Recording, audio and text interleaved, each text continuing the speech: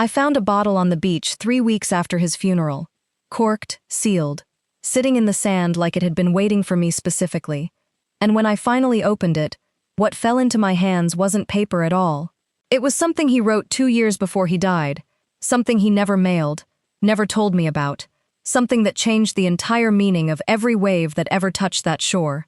I need to tell you this story from the beginning, because you won't believe where it ends. Before I do, if you believe some love stories don't end when someone dies, subscribe right now, because this channel exists for stories exactly like this one. Comment below and tell me if you've ever lost someone and later found a sign that felt too specific to be coincidence. And if this story moves you, share it, because somewhere out there is a person who needs to believe that connection doesn't just vanish. Now let's go back to where it all started, on a beach very much like this one. His name was Daniel. I met him on this exact stretch of coast 11 years ago, back when I was 23, and convinced love was something that happened to other people. He was collecting sea glass, of all things, crouched down near the tide line, with the kind of focus most people reserve for something far more important. I asked him what he was doing. He looked up, smiled like he already knew me somehow, and said, "Collecting proof that broken things can still be beautiful."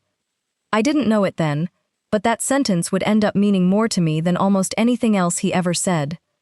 We fell in love the way people do in stories you don't quite believe, fast, reckless, unafraid.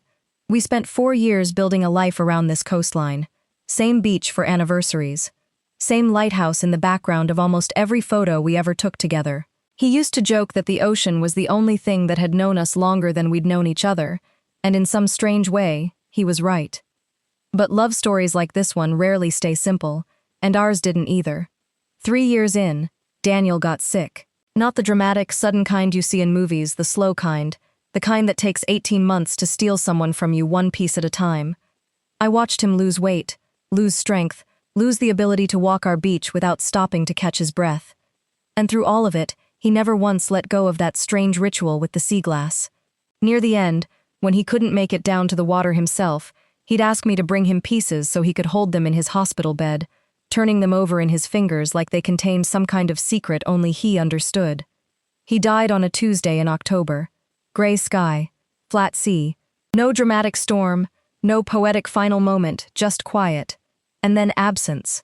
I remember standing at his funeral thinking the ocean should have done something. Roared, reacted, anything.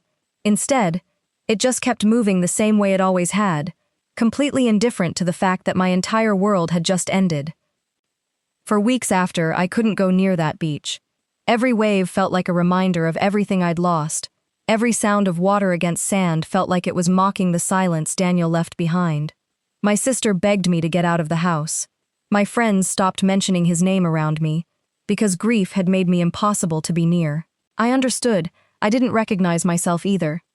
But there's a pull that grief has, a strange gravity that eventually drags you back toward the places that hurt the most, because some deep part of you knows those are also the places that hold the most of the person you lost. 3 weeks after the funeral, without fully deciding to, I found myself walking down to our beach at sunset, the same golden hour we used to sit through together in silence, watching the lighthouse blink on as darkness settled in. That's when I saw the bottle, half buried in the sand near the tide line, corked, catching the last light of the sun in a way that made it impossible to ignore. My first instinct was that it belonged to someone else, some tourist's forgotten message-in-a-bottle experiment. I almost walked past it, but something, call it instinct, call it Daniel, call it whatever you want, made me stop and pick it up. I sat down right there in the sand, and pulled the cork loose with hands that were shaking harder than the cold could explain. Inside wasn't a letter.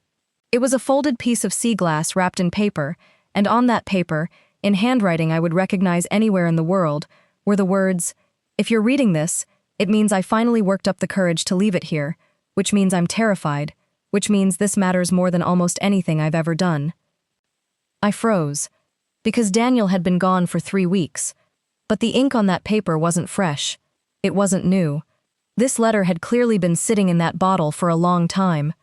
I kept reading, and what I discovered next changed how I understood our entire relationship. 2 years before he died, long before we even knew he was sick, Daniel had written me a letter and hidden it in this bottle, burying it near our spot on the beach as some kind of private experiment, some romantic gesture he never got to finish explaining. In the letter, he described the exact spot where he buried it, described how he imagined I'd find it someday, maybe when you least expect it, maybe when you need it most. His words, not mine. He had no idea, writing that letter, that he'd be gone before he ever got the chance to tell me it existed. He had no idea that someday would end up being 3 weeks after his funeral, on the one beach in the world I couldn't imagine ever returning to. I sat there in the sand for almost 2 hours, reading that letter over and over, watching the tide creep closer and closer to where I was sitting, and I felt something shift inside me that I still don't fully have words for. It wasn't closure, I want to be clear about that, because closure implies an ending, and this didn't feel like an ending.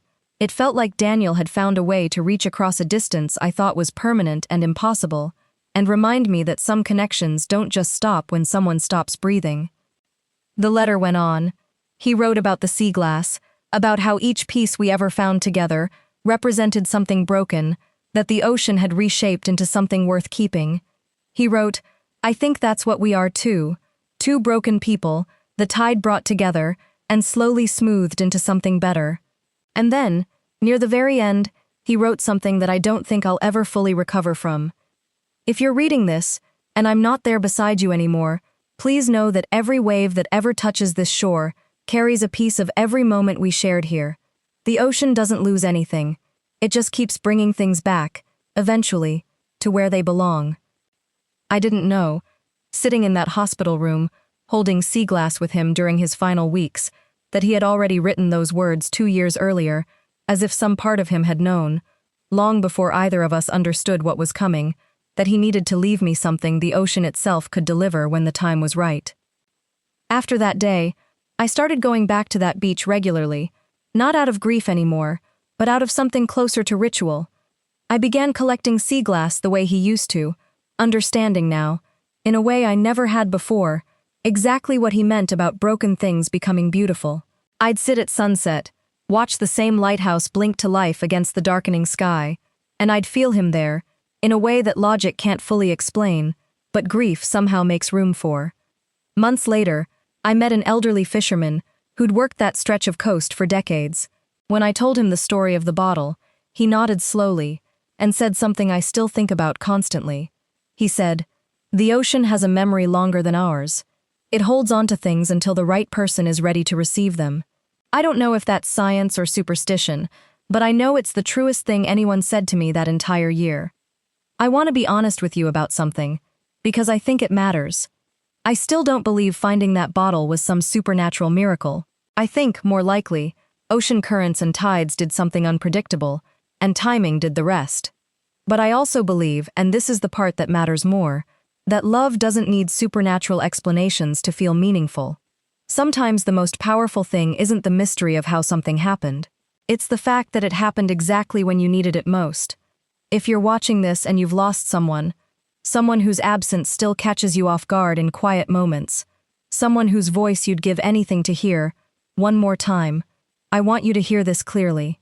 Love doesn't just disappear because a person does. It changes shape. It waits in unexpected places. It shows up in bottles buried in sand, in old messages you forgot existed, in signs that might just be coincidence but feel like so much more. I still visit that beach. I still collect sea glass. And every single time a wave rolls in and pulls back out again, I think about what Daniel wrote, that the ocean doesn't lose anything, it just keeps bringing things back, eventually, to where they belong.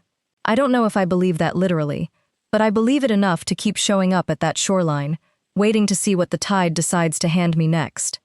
If this story reached you, please subscribe, because there are more stories like this waiting for you here. Comment below and tell me about a sign, a moment, a coincidence that felt like more than coincidence after you lost someone. And if you know someone who needs to hear that love finds its way back, even after everything, share this with them today. Every wave that has ever touched that shore has carried something of him back to me, one piece at a time. And maybe that's what love actually is in the end. Not something that stays perfectly intact, but something that keeps finding its way back to you, wave after wave, for as long as you're willing to keep showing up to receive it.